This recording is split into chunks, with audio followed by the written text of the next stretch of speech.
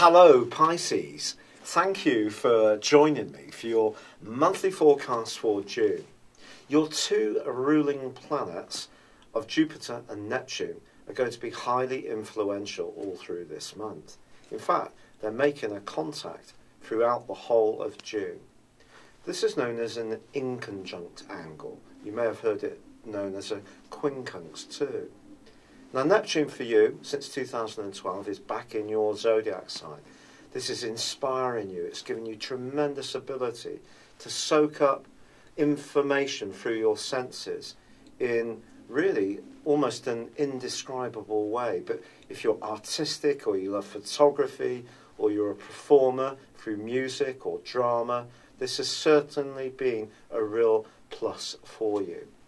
All through this month, Neptune, however, is forging the link with Jupiter. And Jupiter is the planet of optimism, of growth, in traditional astrology, of good fortune. But it's located through to the 8th of this month, still in retrograde, in a very deep and passionate part of your scope that's very much to do with close involvements. But Neptune's in your zodiac sign, so that's about you, the individual. So how do you meld together your desires as a free spirit in terms of how that links to others? That's going to be a subtle but powerful theme for the whole of this month. Now Jupiter, as you know, has been tracking backwards in a retrograde ever since the 6th of February.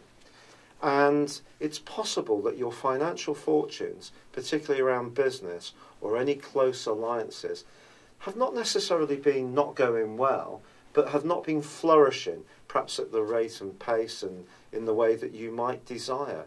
There may have been a sense of things standing still a little bit, with Saturn tracking backwards in your sector of success and work, and also there has been the retrograde of Mercury and also Venus. There's been a lot of obstacles to moving forwards as you would like. It's not just Jupiter. But Jupiter does go forwards on the 9th. And it's going to be moving forward through to the 11th of October in this very deep and passionate part of your situation. You're still going to need some care to balance your individual agenda around the things that you interact very deeply and closely with someone else around, but it's getting better. And if you are in business, or you're someone who's wanting to do something around property, or you're wanting to rekindle the most intimate part of your love life, Jupiter going forwards is certainly good news. Now, as this month begins, also Venus, free of its retrograde, is in your second solar house. So for the first 5 days, there's still the potential for improvements around the everyday earnings and money that's coming into your situation. Mercury, on the other hand, is in the part of your horoscope that's to do with how you think. Well, that's great for your communicational faculties. But Neptune is in a right angle with the Sun in the first week of this month. The Sun's in the part of your scope through to the 20th of this month to do with how you feel, how you relate to your immediate environment, where you feel most comfortable, your sense of security at a physical or also emotional level, your interactions with your family. So all of those things are going to be very much to the fore, with Mercury moving into this area on the 7th, even more so from then. But it's important to recognise that Neptune can be, although wonderful, it can also be rather confusing. And its right angle with the Sun could see someone close to you, perhaps a family member, flatmate, even a partner, throw cold water on something that's very important to you. Or perhaps you're going to feel a bit lukewarm about something someone else wants to achieve in their situation. So a bit of negativity can be floating around at the start of this month, or a sense of feeling drained, or your energy's not working quite as effectively as you would like. There can be some misunderstandings. The great news, however, is that on the 5th, Mars moves out of a defensive part of your situation and moves into your sister water sign of Cancer.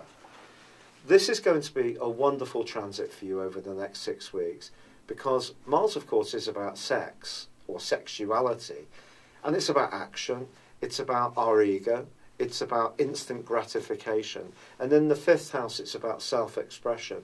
So over the next 6 weeks, you're going to really be cooking. You're going to be much more progressive, feeling much more outgoing, much more sociable, and much more in the mood to potentially bond if you're single.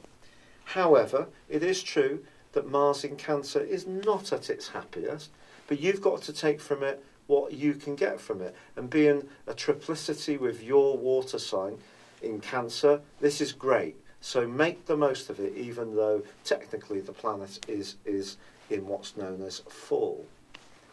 Now on the 6th, Venus relocates into the sign of Taurus. This is wonderful for you because she's going to be there for the rest of the month.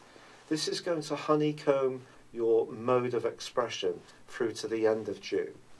People can be influenced not just by what you say, but by how you say it. It doesn't matter how you communicate. Your communication will take on a greater luster and charm. It really is that powerful.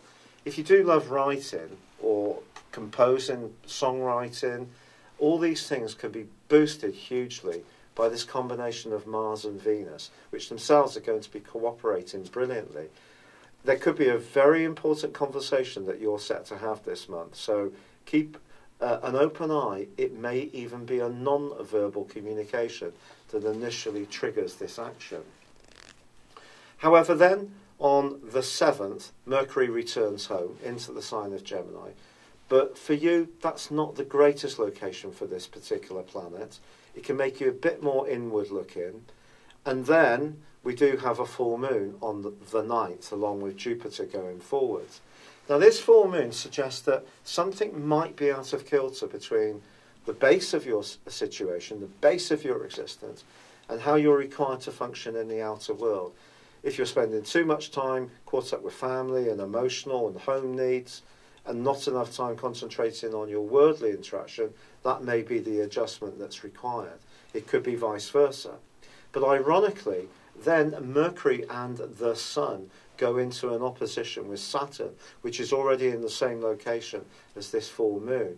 And it's been a very exacting, demanding influence over the last 2.25 years. The transit of Saturn through your 10th solar house and the sign of Sagittarius. Because it's exposed any chinks in your armour when it comes to knowledge in your professional environment. You may have had to learn a lot of new skills or adapt, move and be fluid in terms of where you've earned a living. So this particular set of oppositions which occurs at the heart of this month along with this full moon is not a walk in the park, because you need to protect yourself.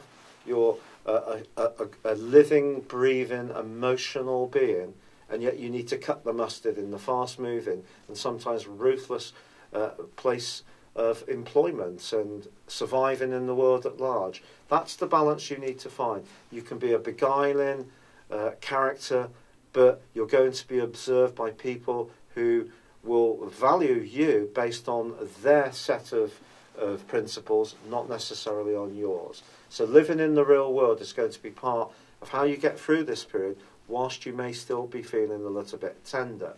I think the great way to do it, beyond all else, Pisces, is just charm them.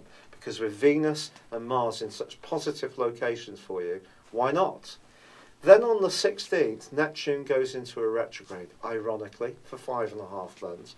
It doesn't mean to say this stream of consciousness that's been really helping you to express yourself so much better since 2012 is going to dry up, but it may need a little bit of fine-tuning. Certainly, the planets continue to ask you to exist in the real world. You can't be totally dreamy in your application of your ideas. They have to work. But on the 21st, fantastic for you, because both the Sun and Mercury move together in a conjunction, combust into the sign of Cancer, joining up with Mars. And that last 10 days of this month really is a wonderful, fabulous opportunity for you to be more joyous.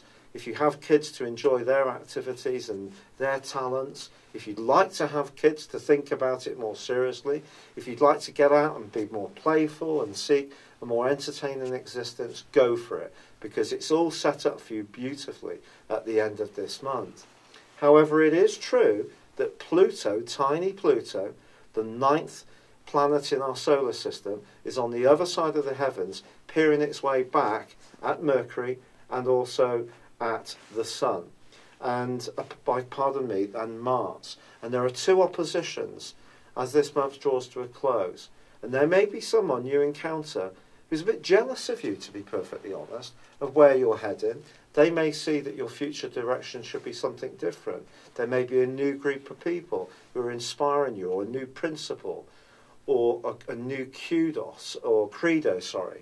But as this month draws to a close, despite this challenge, it's a time for you to really demonstrate what makes you you. But don't underestimate the opportunity to do something more novel this month, particularly in terms of your talents, in the way that you can help other people, because something that's completely different, a less walked path, may actually turn out to be fantastically successful for you this month, if you can get it all together on the practicalities. And that's because of a great link between Uranus and your North Node, now back into the sign of Leo, which is about creativity, it is about individuality, but for you it's about packaging that in a workable way. And if you can be open-minded, there could be a light bulb moment this month which sees you really enjoy some extra ka-ching when it comes to your financial situation. It's been a real pleasure being with you. Thank you for joining me. Good luck and goodbye for now.